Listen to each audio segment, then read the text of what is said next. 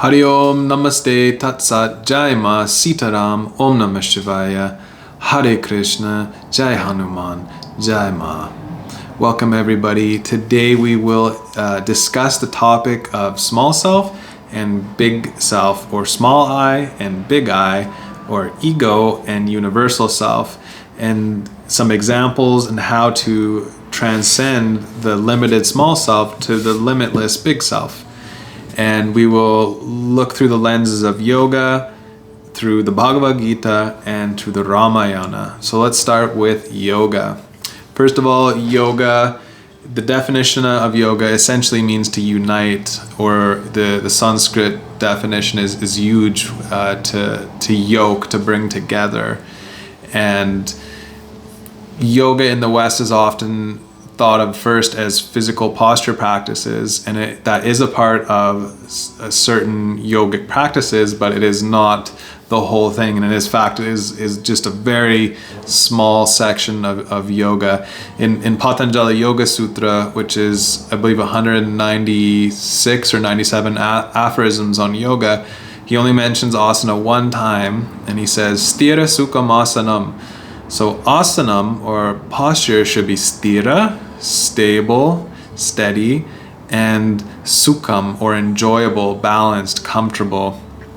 And that is your asana. So we are so hyper focused on asana, or posture practice in the West, and which is a good thing. It gives good results. It makes us healthy and vital physically, and but yoga is not all asana. It's not all posture practice.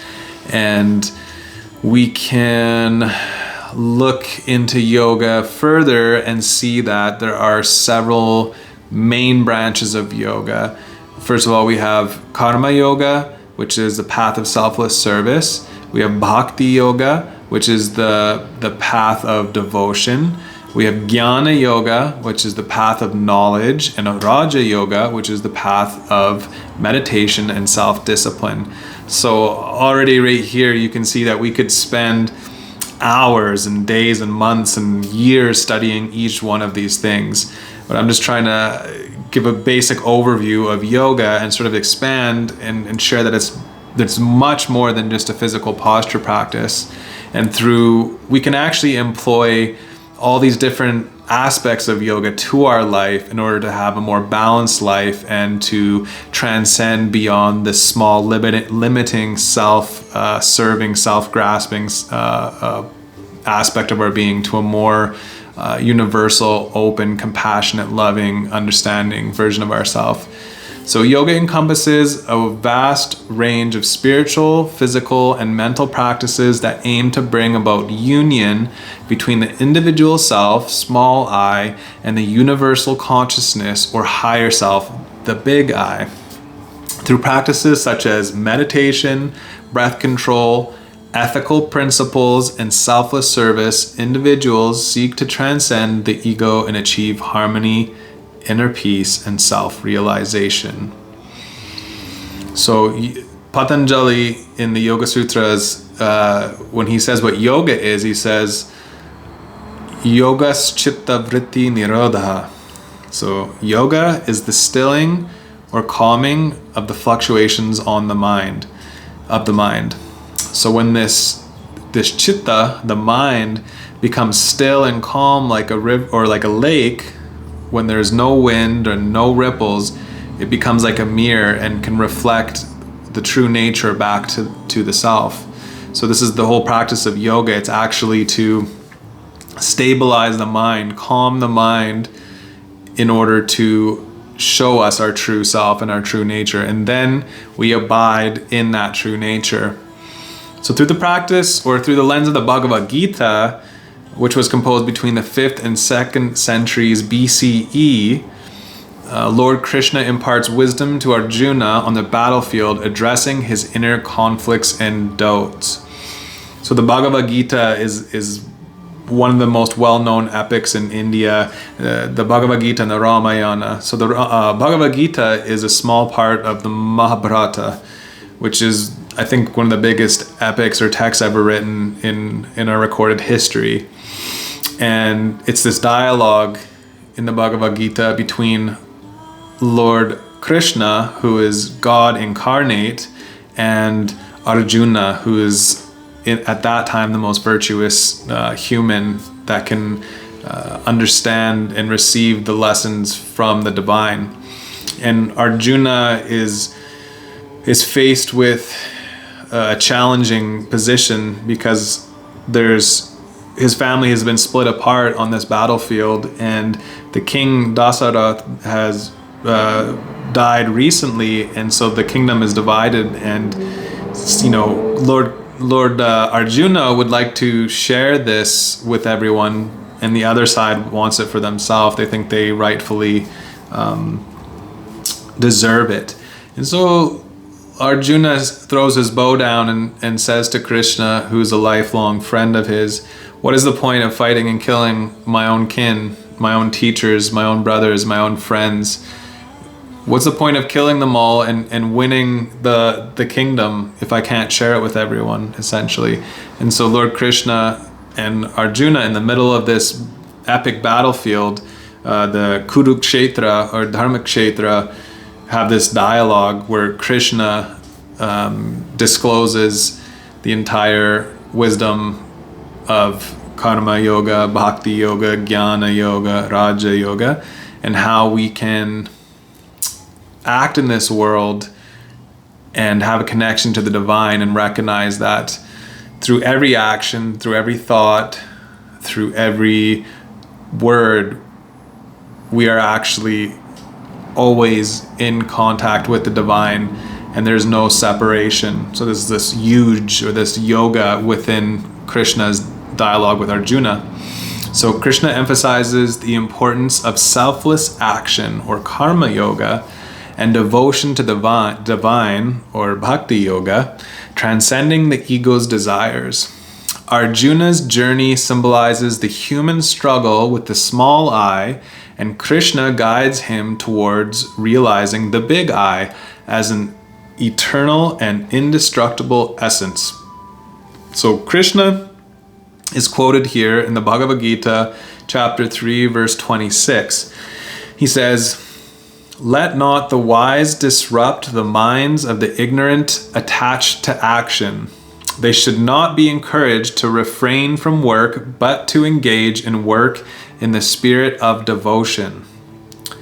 I'll just read that one more time.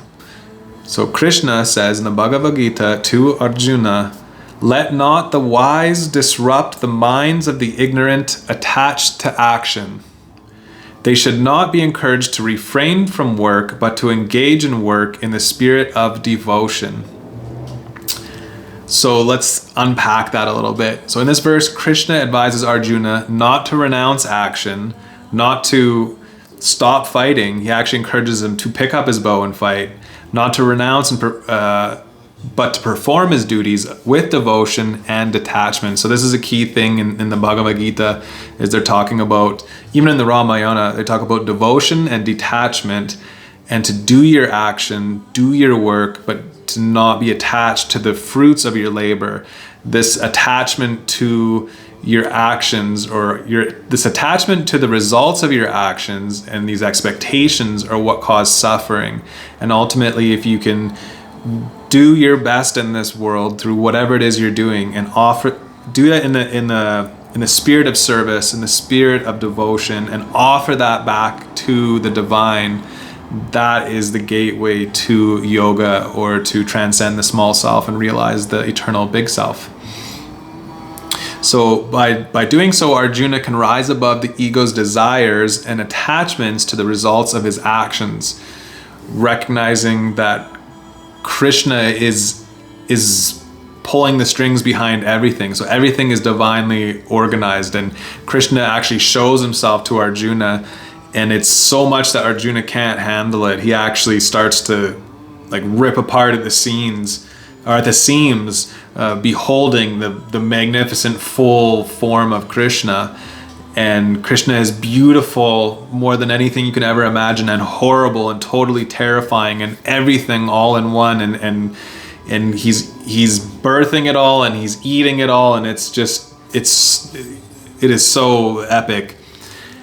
So, Krishna's teachings emphasize selfless action, karma yoga, as a means to transcend the limitations of the ego and realize the big I, the eternal and indestructible essence beyond individual identity. So there are some main things that Krishna is talking about here. So Krishna's essential teachings and lessons to Arjuna in point form from the Bhagavad Gita. So we have fulfill your duty. Krishna emphasizes the importance of performing one's prescribed duties, dharma, without attachment to the results. He urges Arjuna, a warrior, to fight in the righteous war as his duty. So Arjuna wants to renounce everything. He'd rather go become an ascetic and go live in a cave and renounce the world than do this be part of this war and this battle and killing people. And Krishna encourages him, saying, you are a warrior, this is your job, this is your duty, and you must perform your duty and do it selflessly though, and recognize that you're not the doer, that actually it is the divine working through you, and surrender your ego, surrender your actions, surrender your thoughts and your emotions and all this to the divine in this act of selfless service, in this transcending of ego. Krishna guides Arjuna to overcome his ego and selfless desires. By acting selflessly and surrendering the outcomes of the divine, one can rise above the limitations of the ego. And this is guiding us towards this oneness of self. So we're not separate. We're actually discovering through the practice of devotion and karma yoga that we're not separate. And Krishna reveals the eternal and indestructible nature of the soul, Atman, beyond birth and death. He teaches that the true self is beyond the physical body and mind. Krishna advises Arjuna to maintain equanimity in success and failure, pleasure and pain. Detachment from worldly outcomes leads to inner peace and stability. So this piece of equanimity that can be achieved through the practice of karma yoga, of selfless service, and bhakti yoga, the practice of devotion, will help us let go. It's like in Buddhism, it's not necessarily that we're renouncing or pushing away the world, but we're letting go. We're not being attached. We're not being attached to things and grasping for things, and we're not pushing away things. And this creates equanimity and peace within the individual, and this yoga and this uniting of the self into the small self, into the big self, or the big I. And Krishna talks about renunciation of the fruits. So he advises Arjuna to act without seeking personal gains or rewards. Renunciation of the fruits of actions purifies the mind and leads to liberation. Krishna assures Arjuna that those who surrender to him with faith and devotion are protected by his divine grace. Eternal love. So Krishna expresses his boundless love and compassion for all beings, reminding Arjuna and humanity of his eternal presence in their hearts. So these teachings of Krishna to Arjuna encompass profound philosophical insights and practical guidance for leading a life of righteousness, selflessness, and spiritual growth. So in the Ramayana and the Bhagavad Gita, and even the Yoga Sutras, we're developing these understandings and practices and embodying this lifestyle that will guide us towards a life of righteousness, of ethical and moral balance, selflessness, and spiritual growth. Through the Ramayana, we have this epic narrative between Lord Rama and his devotee Hanuman. So these tales of the Bhagavad Gita and the Ramayana are fundamental and integral to Hindu tradition. Hanuman's unwavering devotion and surrender to Lord Rama exemplifies the realization of the big I in action, and his journey mirrors the path of self-realization, or the merging into the big I depicted in the Bhagavad Gita. So Lord Hanuman exemplifies the transcendence of the small I to the big I, and the transcendence of ego through his unwavering devotion, bhakti yoga, selfless service, karma yoga, and complete surrender to Lord Rama. Hanuman, we can see how Hanuman does this through several things. So he has selfless service, surrender to the divine will of Lord Rama.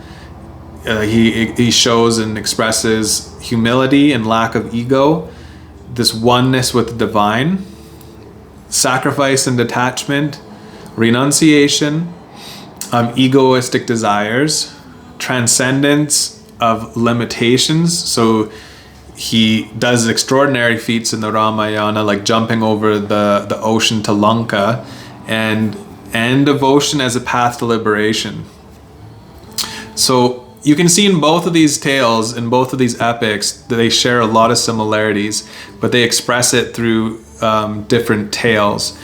So Hanuman's primary focus is to serve Lord Rama wholeheartedly. He devotes himself entirely to the service of his beloved master, setting aside his own desire and ego.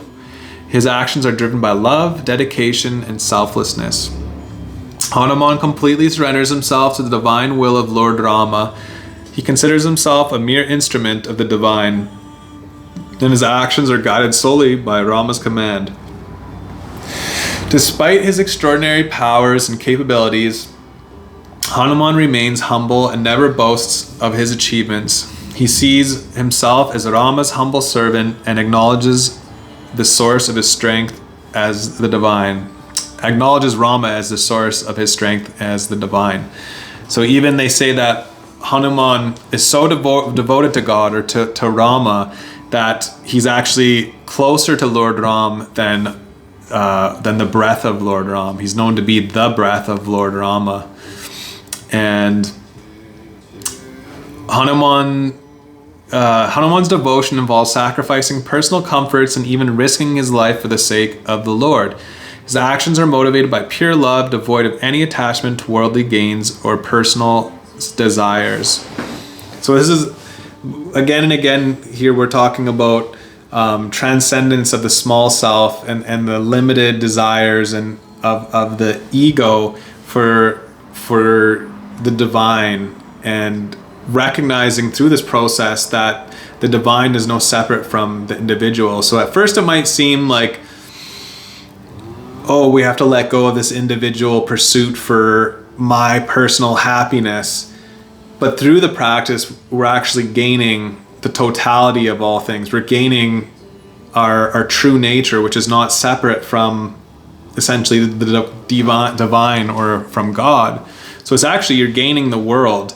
At first, it's through the ego's perspective, it's, where the ego's attached to itself and to its little game that it plays. But the ego needs to learn how to become the servant and not the master. When the ego is the master, it just runs the roost, and there's a very small, limited self, and it's me against the world.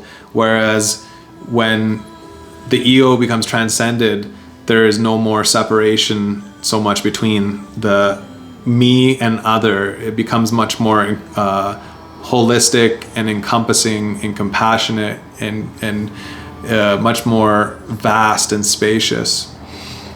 So Hanuman's unswerving devotion leads him to the path of realization of his divine nature. His pure devotion becomes a transformative path to self-realization and liberation. By embodying these qualities, Hanuman teaches humanity the path of selfless devotion, surrender, and transcendence of the ego. He exemplifies the profound truth that through love, selflessness, and devotion to the divine, one can realize the oneness with the universal consciousness and overcome the limitations of the small I to become one with the big I. So in the Ramayana, there's a conversation between Hanuman and Lord Ram, which will exemplify how Hanuman feels about Ram. So this dialogue occurs when Hanuman tears open his chest to reveal that Lord Rama resides in his heart. The relevant verse from the Ramayana is as follows. So forgive me for my mispronunciation here. Tumharo mana tehi sancha. So your mind and mine are one and the same. Tumhari drishti tehi pata. Your vision is the same as mine. Atma tehi prana. Your soul and my soul are one and the same. And then he says, Tumharo sharira tehi jana. Your body and mine are one and the same.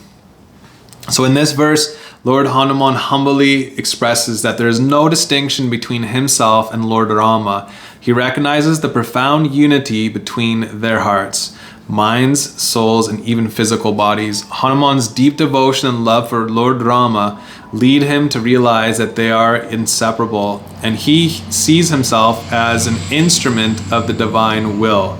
This dialogue beautifully portrays the oneness and spiritual connection between the devotee Hanuman and the beloved Lord Rama. So in the realm of yoga and the teachings of the Bhagavad Gita, the concept of the big I and the small I emerges as a profound exploration of self-realization and transcendence. Through yoga, individuals seek to unite the small I with the big I by overcoming ego-driven tendencies and experiencing oneness with the universal consciousness.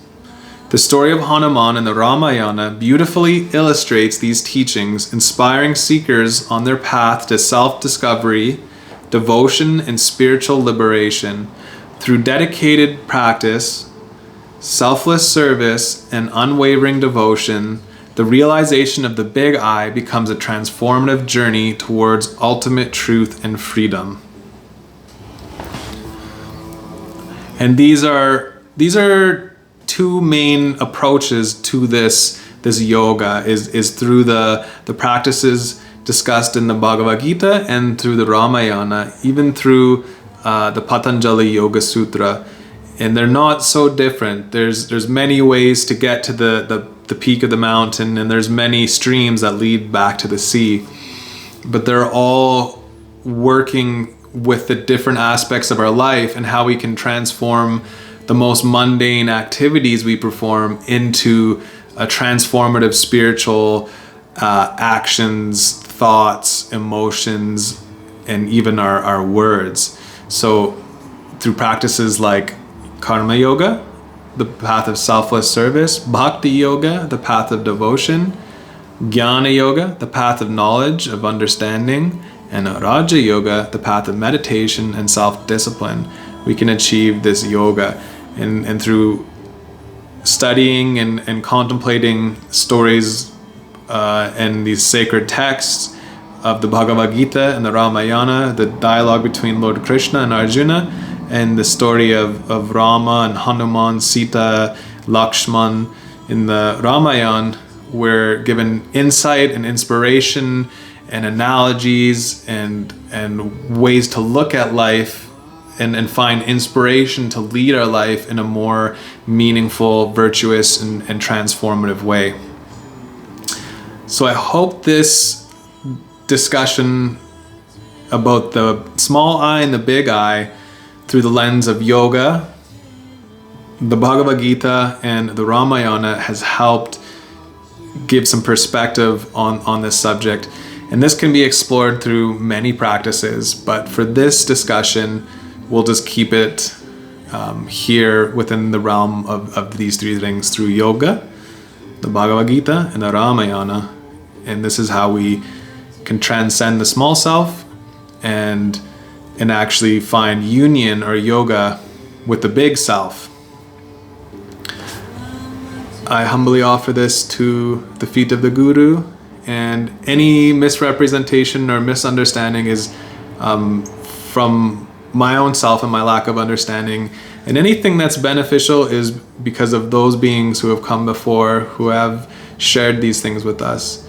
And I encourage you to do your own research, do your own study, your own contemplation, and find the truth for yourself. Hari Om, Namaste, Tat Sat, Jai Ma, Sitaram, Jai Hanuman, Hare Krishna, Om Namah Shivaya, Jai Ma.